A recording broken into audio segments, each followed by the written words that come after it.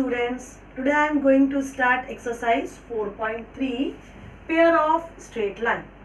ये chapter actual में बहुत इजी है बट स्टूडेंट का जो कंफ्यूज होते हैं वो ये एक्सरसाइज स्टार्ट करने पर, जब हम स्टार्ट करते हैं जनरल इक्वेशन ऑफ डिग्री 2 और ऑलरेडी हम कर चुके हैं होमोजीनियस, तो कंफ्यूजन यहाँ पर क्रिएट होता है। तो पहले स्टूडेंट्स ये हम कंफ्यूजन दूर करेंगे।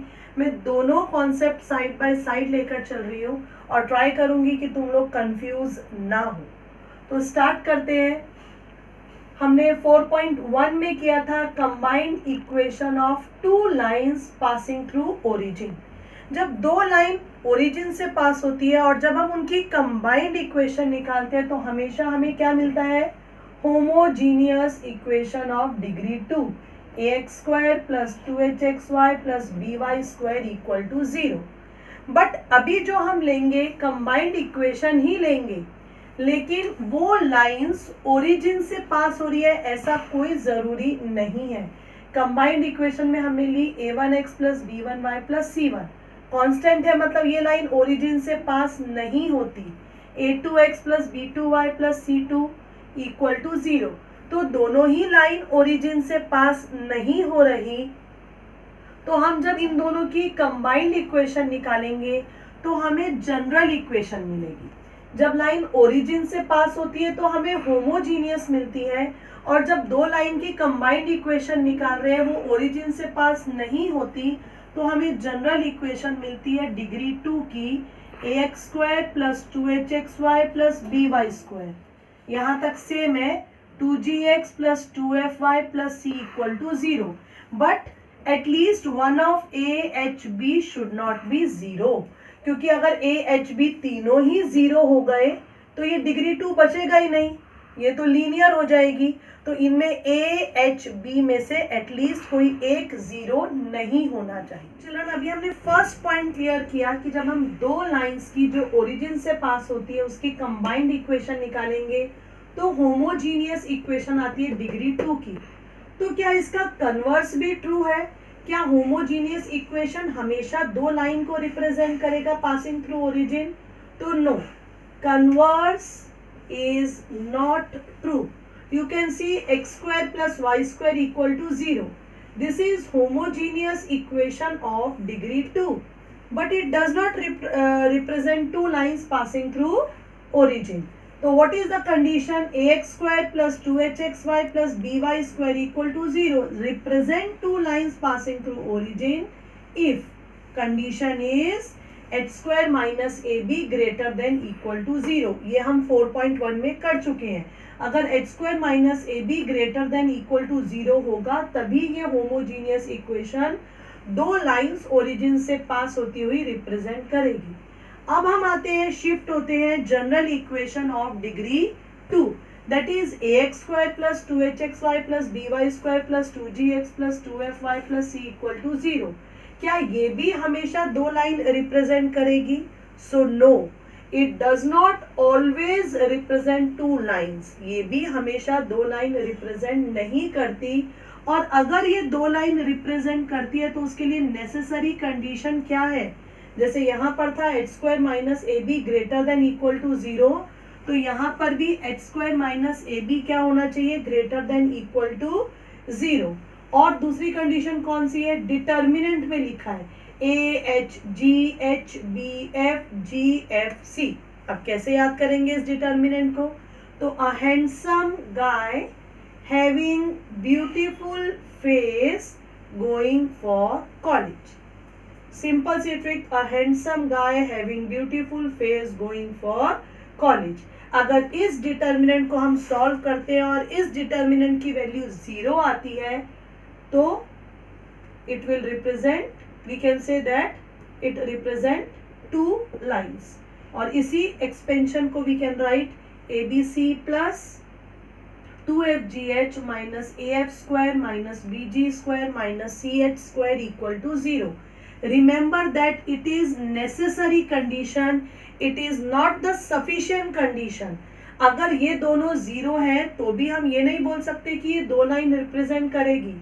अगर ये दो लाइन रिप्रेजेंट करती है तो ये कंडीशन सेटिस्फाई होना मस्ट है। दो कंडीशन, याद रहे ये दोनों कंडीशन। तो चिल्ड्रन अब हम आते हैं थर्ड पॉइंट पर। मान लो suppose that ax square plus 2hxy plus by square equal to 0, it represent two lines.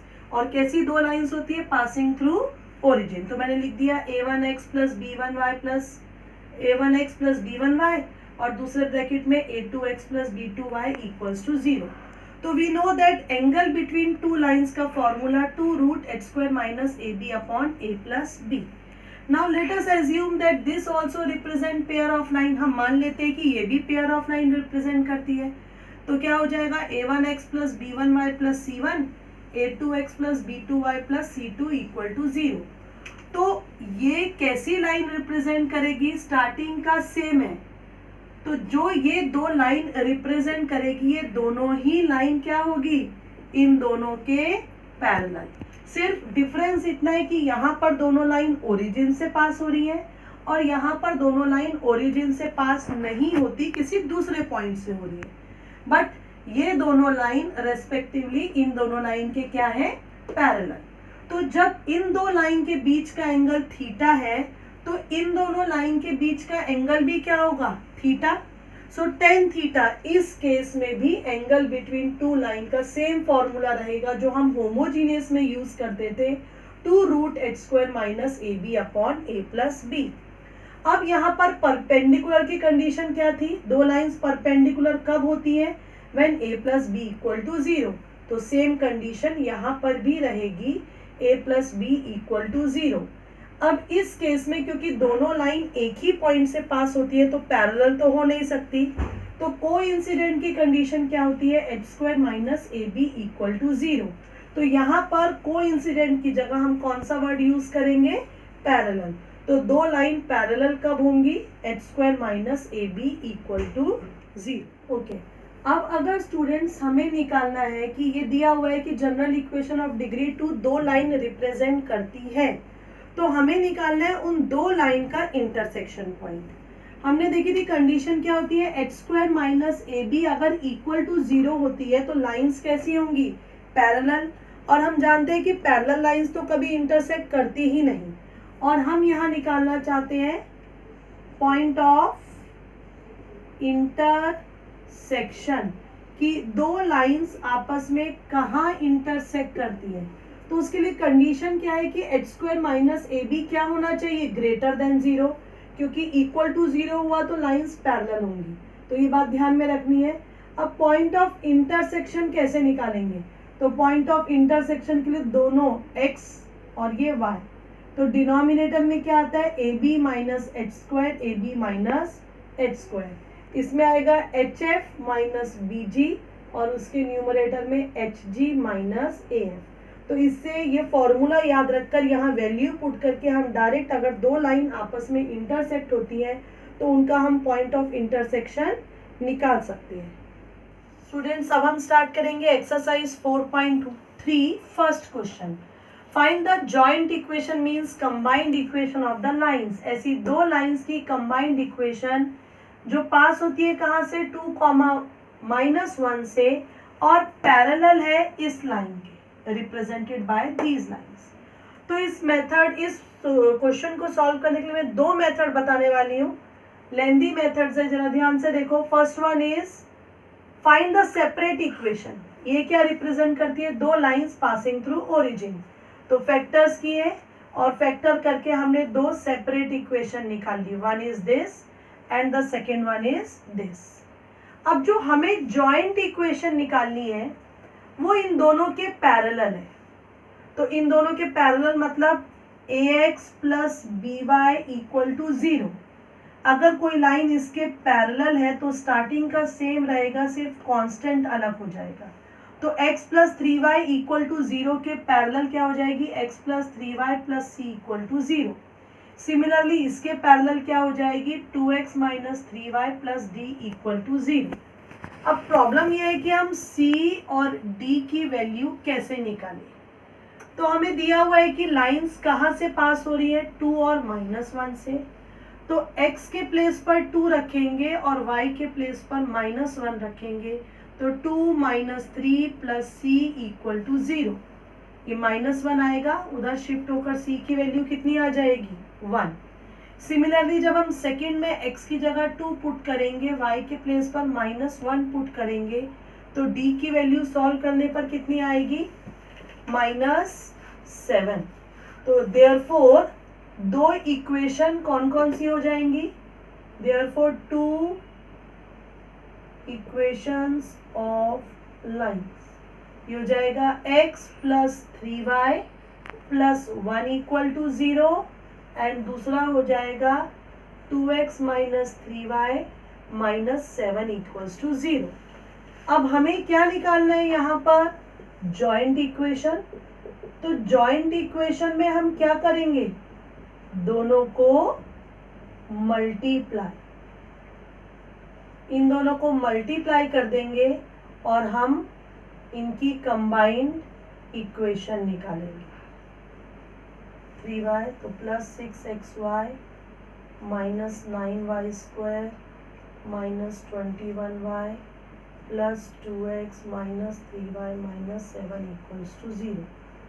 तो अभी इसमें यहाँ पर 6 एंड दिस +3xy - 9y², ये कितना हो जाएगा -5x - 24y - 7 = 0।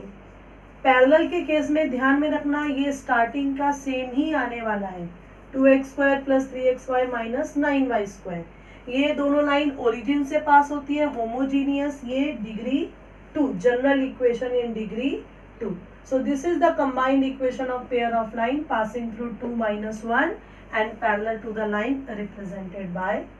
इसी को हम नेक्स्ट एक शॉर्टकट मेथड से देखेंगे। फर्स्ट मेथड जो मैंने बताया थोड़ा सा लेंदी था, नाउ सेम प्रॉब्लम को हम दूसरे मेथड से करेंगे। In both questions, both solutions you will get full marks, दोनों ही राइट है, जो भी अटेम्प्ट करोगे मार्क्स पूरे ही मिलने वाले हैं। तो स्टार्ट करते हैं। Now joint equation of pair of line passing through 2 - 1 and parallel to the line represented by this. अभी हमने देखा था पैरेलल में स्टार्टिंग का ये जो 3 टर्म्स है सेम ही रहती है। तो अब दूसरे मेथड में हम क्या करेंगे, ये लाइन ओरिजिन से पास हो रही है, लेकिन जिन लाइंस की इक्वेशन हमें निकालनी है वो 2 और -1 से, तो हम इस इक्वेशन में x को किससे रिप्लेस कर देंगे, x - 2 से, और y को किससे रिप्लेस करेंगे, y + 1 से। 2 है, x कितना है 2, तो यहाँ लिखेंगे x - 2। y कितना है -1, तो y को रिप्लेस करेंगे किससे, y + 1 से। तो बस अब रिप्लेस कर दिया, x - 2, x - 2, y + 1, y + 1। Now a - b bracket square, a² - 2ab + b²।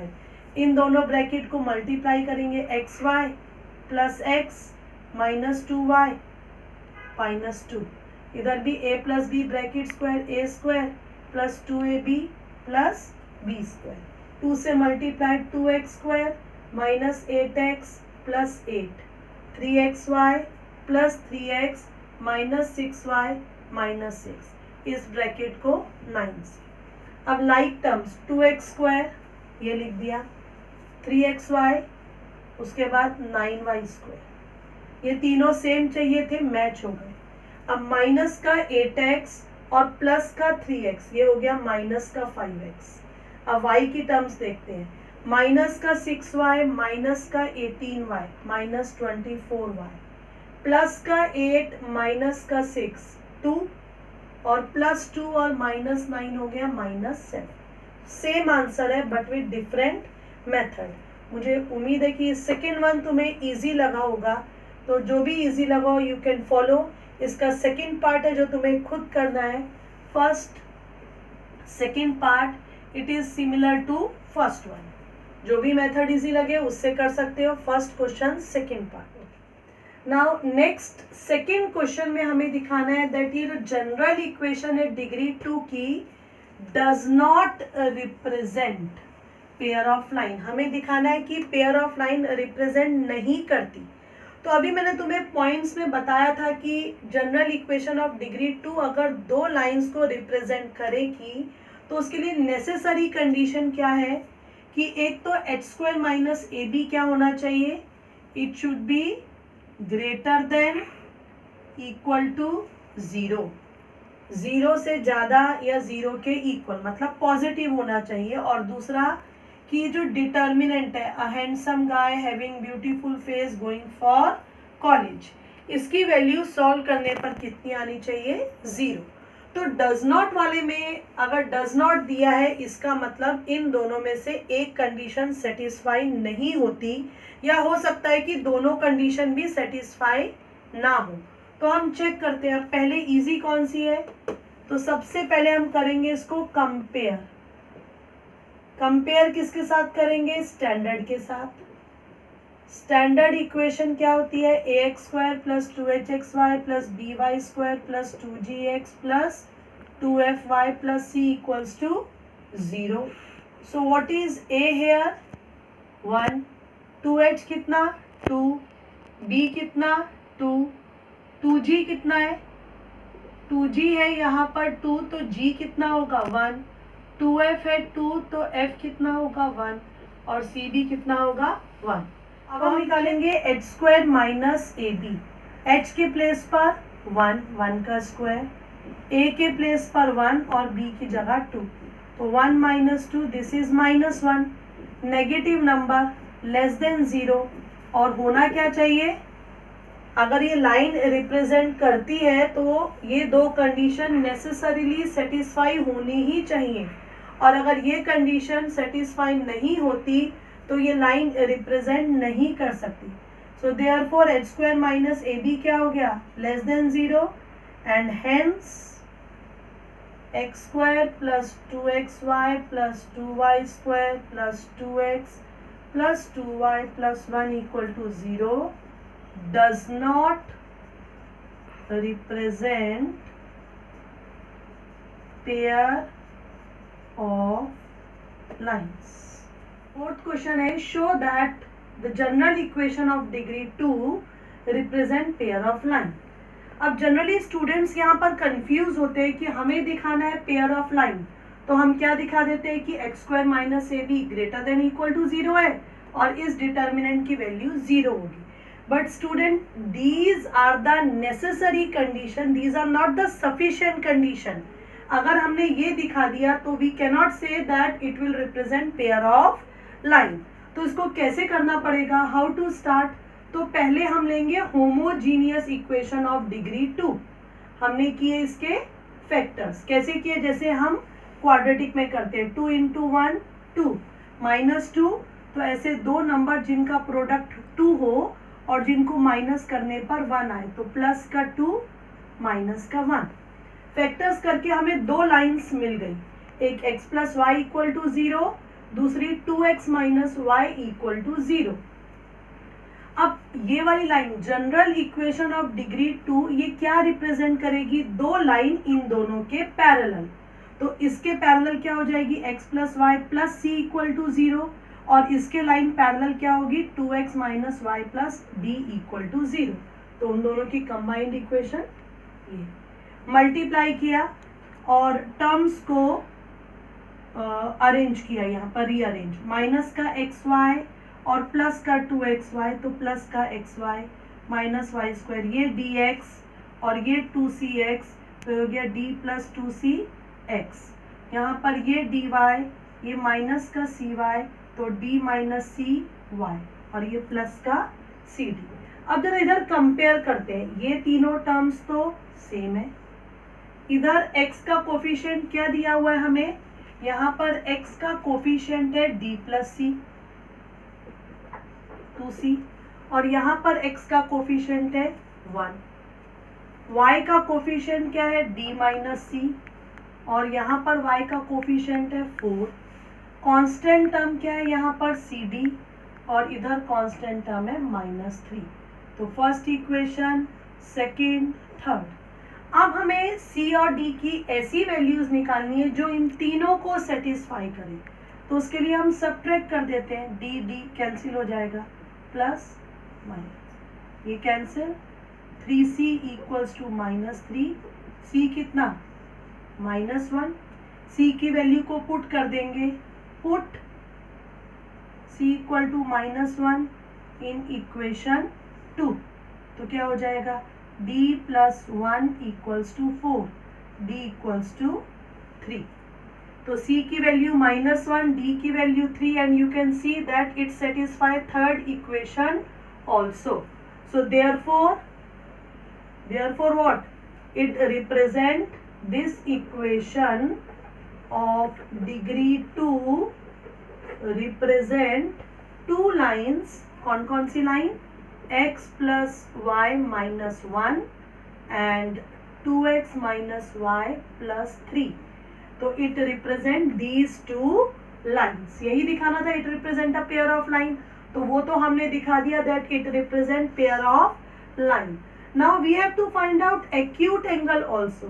So let theta be acute angle between two lines. Now what is the formula for tan theta? 2 root h square minus ab upon a plus b. Now what we will do?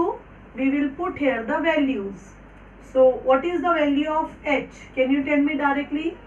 X Y का coefficient 1 है, तो h क्या हो जाएगा 1/2 minus A B. What is a? 2 एंड what is b?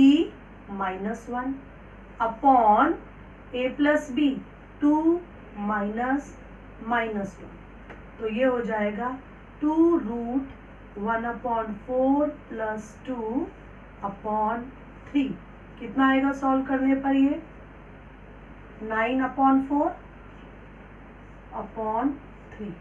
9/4 का मतलब कितना हो गया? 3/2. रूट में है, 2 से 2 कैंसिल, 3 से 3 कैंसिल.